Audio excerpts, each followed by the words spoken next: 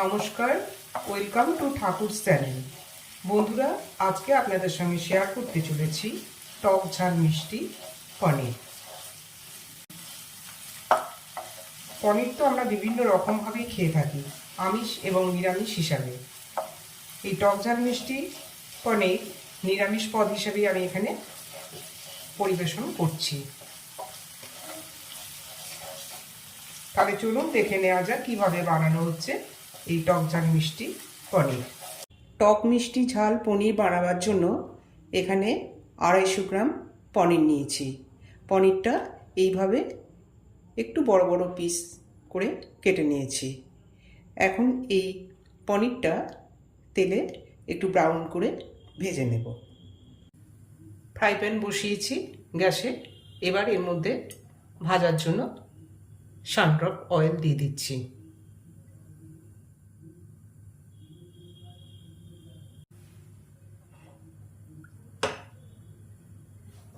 তেলটা গরম হয়ে গেছে। তেলের মধ্যে 1 চিমটে নুন দিয়ে দিচ্ছি, যাতে পনিরটা ভাজার সময় ভেঙে না যায়। এবারে পনিরগুলো ভাজার জন্য ছেড়ে দিলাম।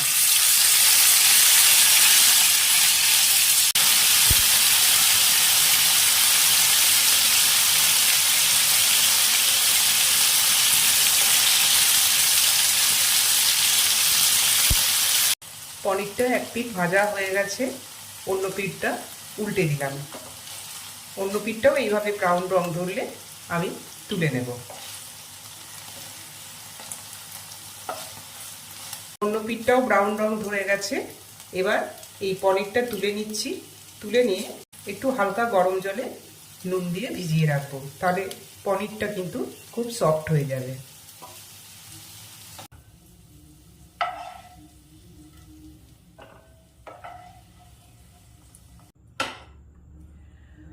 পনিরটা যতক্ষণ গরম জলে ভেজানো থাকছে, এর মধ্যে আরও কয়েকটা মশলা এই পনিরে আমি ব্যবহার করব, সেগুলো এখন তৈরি করে নিচ্ছি।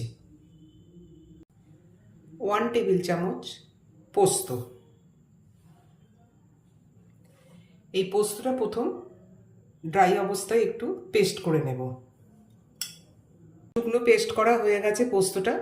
এবার এর মধ্যে দিয়ে দেব একটা মাঝারি সাইজের টমেটো আর 4টে কাঁচা লঙ্কা।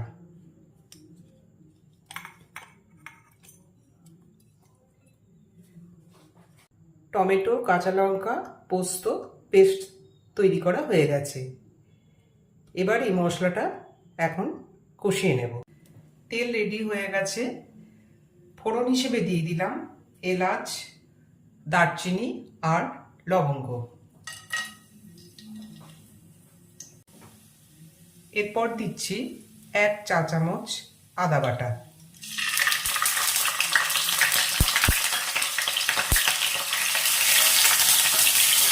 আদা বাটা দেওয়ার পর দিয়ে দিচ্ছি টমেটো, কাঁচা লঙ্কা আর পোস্তর পেস্ট।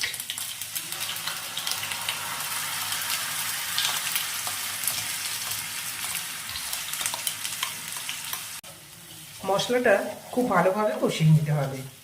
এই মশলা কষাতে কষাতেই আমি এর মধ্যে দিয়ে দিচ্ছি 1/2 চা চামচ কাশ্মীরি লঙ্কার গুঁড়ো। এরপর দেব 1 চা চামচ চিনি আর দিচ্ছি পরিমাণ মতো নুন। নুন আমি আগেও ব্যবহার করেছিলাম, সেই জন্য এখানে 1/2 চা চামচ নুন আমি এখানে দিলাম। মশলা কষানো হয়ে গেছে, মশলা থেকে তেল বেরিয়ে আসছে।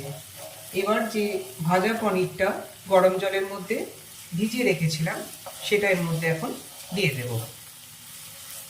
আর এই জলটাও আমি ব্যবহার করব।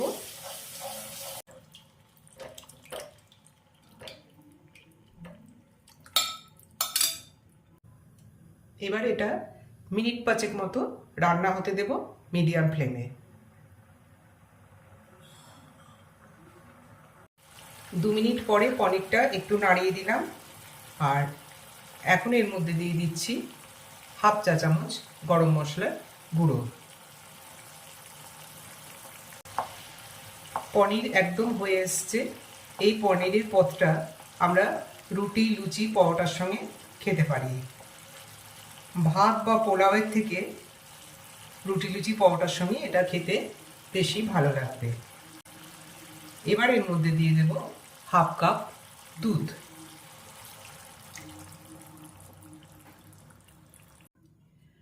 বন্ধুরা, রেসিপি কেমন লাগছে আপনারা কমেন্ট বক্সে কমেন্ট করে অবশ্যই জানাবেন।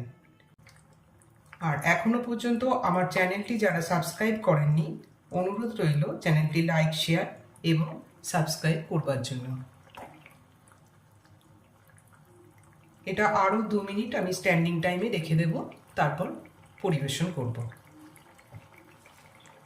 স্ট্যান্ডিং টাইম 2 মিনিট হয়ে গেছে। এবার এটা প্লেটে পরিবেশন করে দিচ্ছি।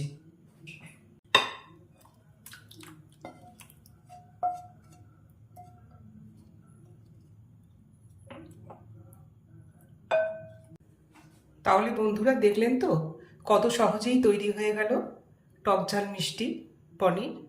আপনারাও বাড়িতে এইভাবে বানান আর কমেন্ট বক্সে কমেন্ট করে জানাবেন কেমন হয়েছে। আজকের মতো তাহলে এই পর্যন্তই। নমস্কার।